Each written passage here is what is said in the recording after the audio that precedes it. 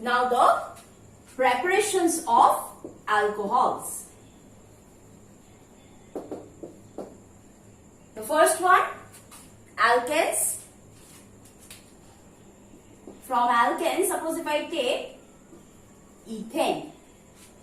Remember in hydrocarbon video, I've said that if I oxidize ethane, I can get alcohol. So if I add copper tube and oxidize it at a temperature of 475 Kelvin, this will be oxidized to produce alcohol, a primary alcohol. Alcohol which is attached to one carbon atom. So we will get a primary alcohol. Now, if I take isobutane, suppose I am taking isobutane like this. 1, 2, 3, no, sorry. Okay, now I oxidize it with K2Cr2O7, a strong oxidizing agent. If I oxidize it with a strong oxidizing agent, I will get a tertiary alcohol.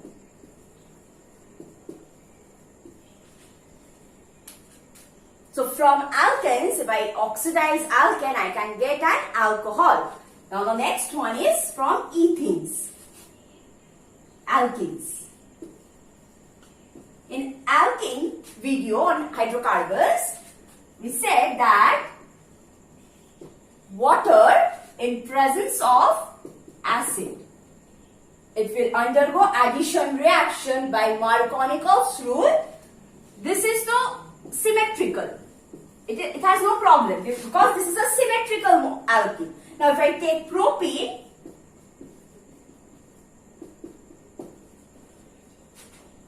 and add acidified water only, I will get 2 degree alcohol by Markovnikov's addition. But if I add peroxide in it, same thing, but if I add peroxide, H3O plus, H2O2. So in that case, it will give 1 degree alcohols. Okay. Now, alcohols can also be prepared from alkene by some other way, like from mercuration, oxymercuration, demercuration is one way to produce alcohol from alkenes, and there is another way, that is hydroboration reduction, that is another way to produce alcohol from alkene. So let's see these two reactions.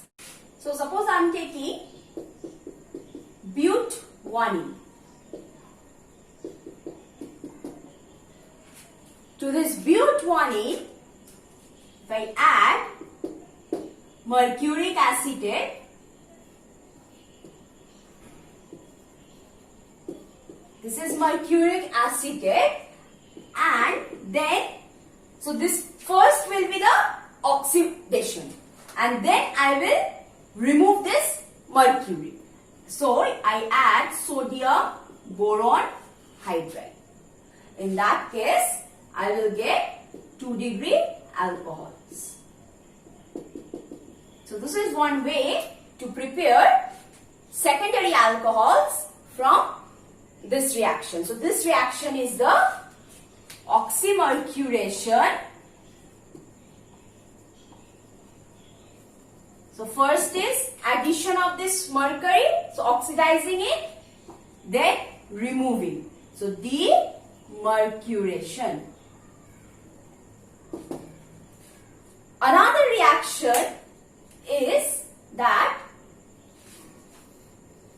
suppose if I take propene, or we can take butane as well, and add, in the first one if I add B2H6, where BH3 will be actually taking part in the reaction, but BH3 exists as the dimer, B2H6, diborane, and then I reduce it, or we can say oxidize it rather. in presence of hydrogen peroxide and in alkaline medium. Okay? In this case, we will get 1 degree alcohols. So this is hydroboration oxidation.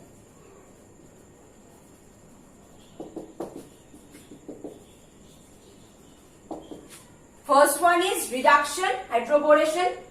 Next is we are oxidizing with alkaline peroxide. Okay, so this is one way to get alcohols from alkenes. Next is from alkynes. So third is alkynes. Directly I will not get alcohols from alkynes, but indirectly I can definitely get, if I reduce it to alkenes, I can get 1 degree alcohols by that hydroboration oxidation method which was following anti-Markovnikov's rule, or I can simply add acidified water in presence of peroxide. We can get 1 degree alcohol. We can also get 2 degree alcohol by simply adding acidified water in presence of sulfuric acid, or we can also do oxymercuration, demercuration process which is following Markovnikov's addition. This is one way. Another way is that I can convert this to aldehyde. This will be converted to aldehyde. Remember, in alkynes, if I add some mercuric salt, mercuric sulfate suppose, sulfuric acid and water. So it is basically addition of water in presence of acid and this mercuric salt, we will get an aldehyde. This aldehyde can be reduced to alcohol, 1 degree alcohol. Now if I take propyne, 1I, I will get ketones in that case. I will not get aldehyde. So if I take propyne and similarly add sulfuric acid, water and a salt of mercury, I will get ketones. And reducing this ketone, I will get 2 degree alcohols. Okay? So, from alcohol to another alcohol, I will not directly get, but indirectly I can definitely get by step up reaction or step down reaction. I can get methanol from ethanol, or we can get methanol from ethanol, or ethanol from methanol. That is the part of conversion of reactions. Aldehydes and ketones, just now I have shown that aldehydes on reduction with lithium, aluminium hydride, sodium, boron hydride, we have hydrogen, nickel, all the reducing agent. If I apply, this aldehyde group will be converted to alcohol group. And in case of ketones, similarly, this will give rise to alcohol if I reduce it with some reducing agents. Like I can get aldehydes from alcohol by oxidation. So it's just the reverse way. So on reduction of this aldehyde, I can get alcohols. Acids, definitely I can get alcohol from acid again by reduction. So if I take carboxylic acid, in case of carboxylic acid, if I reduce it with lithium aluminium hydride and then hydrolyze it with water, I will get primary alcohols. Clear? Okay. Now, one more thing about aldehydes and ketones is that for aldehydes, suppose if there is an unsaturation in aldehyde molecule. For example, this one. If I treat this aldehyde which contains an unsaturated group, that is an alkene, with lithium aluminium hydride, this will selectively reduce the aldehyde part. It will not, because this part is also susceptible to reduction. Because this is an alkene. If I reduce it with hydrogen or any reducing agent, it will be converted to saturated hydrocarbon, that is alkane. But this lithium aluminium hydride will selectively reduce this aldehyde portion, leaving this unsaturated part intact. like this. But if I use sodium boron hydride, or if I give hydrogen in presence of nickel, in that case both will be reduced. So we will get no unsaturated alcohols. All saturated alcohols, butan 1-ol. Okay? So here we are getting 1, 2, 3, 4 but 2 in 1-ol. But in this case we will get butan 1-ol. Now in case of ketones, so this is where aldehyde along with unsaturation was present. This is the case. But in case of ketones like this, if I give lithium aluminium hydride, so this has a higher tendency to reduce this carbonyl group rather than this C double bond. So the major product will be this one. This will be 98%, somewhat around this. So this will be the major product in case of lithium aluminium hydride. But if I treat it with sodium boron hydride in acidic medium, I will get a mixture of products where one of the products will be an alcohol with no unsaturation. That means this double bond is saturated. This is also reduced. At the same time, I will get alcohol with unsaturation. So we will get mixture of products. So this will be the major product, because we have seen in the previous case that when we are adding sodium boron hydride, it was reducing both carbonyl as well as alkene groups. And this will be, if it is 41%.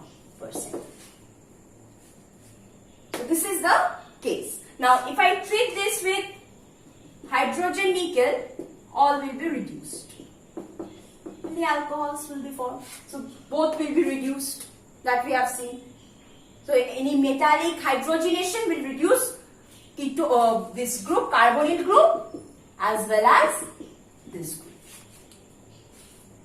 So this is selectively they are reducing aldehydes and ketones when unsaturations are present. Now nitrogen containing compound, not directly we can get, but indirectly we can definitely get. When amines, when treated with nitrous acid, it can give an alcohol, primary amines. So let's see. Suppose this is primary amines. If I treat it with nitrous acid, I will directly get an alcohol, primary alcohol. So we alkyl halides should have been there. Alkyl halides. We can directly get from alkyl halides by nucleophilic substitution, by adding aqueous KOH. This we did this in alkyl halide videos, where this halide group will be substituted by the nucleophile OH binders, producing an alcohol. So irrespective of any degree, if it is secondary, if I treat it with aqueous KOH, I will get an alcohols. Now there is another way to prepare alcohols from aldehydes as well as ketones, by adding Grignard reagent. All this reaction that I have shown, this reactions does not involve any step up or addition of any carbon atom. But now the reaction that I will show you, this will involve one extra carbon atom in the product. That means these are step up reaction that I am gonna show you.